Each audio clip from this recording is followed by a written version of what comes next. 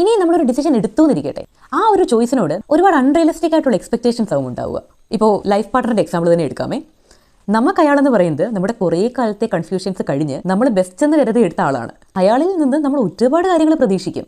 പക്ഷേ ഉറപ്പായിട്ടും ഈ എക്സ്പെക്ടേഷൻസ് ഒരു പോയിന്റിൽ ബ്രേക്ക് ആവും. അപ്പം നമ്മൾ ആദ്യം ചിന്തിക്കുന്ന കാര്യങ്ങളെന്ന് പറഞ്ഞു കഴിഞ്ഞാൽ, മറ്റേ ആൾ മതിയായിരുന്നു, അല്ലെങ്കിൽ ഇതാണോ ഞാൻ ഡിസർവ് ചെയ്തത്, ഞാൻ കുറച്ചുകൂടെ വെയിറ്റ് ചെയ്യേണ്ടതായിരുന്നു, ഇങ്ങനെയൊക്കെ ആയിരിക്കും.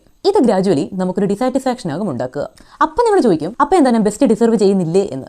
ഉറപ്പായിട്ടും നിങ്ങൾ ബെസ്റ്റ് ഡിസർവ് ചെയ്യുന്നുണ്ട്. പക്ഷേ നമുക്ക് ഒരുപാട് ചോയ്സസ് വരുമ്പോൾ നമ്മുടെ എക്സ്പെക്ടേഷൻസ് എന്ന് പറയുന്നത് പ്രാക്ടിക്കലിൽ നിന്ന് മാറി ഒരുപാട് അൺറിയലിസ്റ്റിക് ആവും. അവിടെയാണ് പ്രശ്നം വരുന്നതും.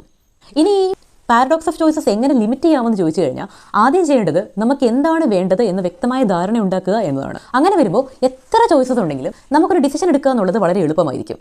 അതേപോലെ രണ്ടാമത്, നമ്മളുടെ ചോയ്സിന് ഉറപ്പായിട്ടും പ്രശ്നങ്ങൾ ഉണ്ടാകുമെന്നും യഥാർത്ഥ പ്രശ്നം നമ്മുടെ ഓവർ എക്സ്പെക്ടേഷൻസ് ആണെന്നുമുള്ള റിയലൈസേഷൻ ഉണ്ടാകുക എന്നതാണ്. ഇനി മൂന്നാമത്, ഒരു പ്രശ്നം വരുമ്പോൾ ഉടനെ പണ്ട് നടന്ന ഡിസിഷൻ മേക്കിങ്ങിലേക്ക് പോകാതിരിക്കുക.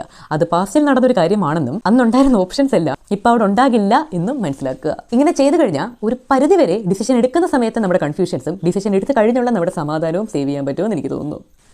Happy scrolling.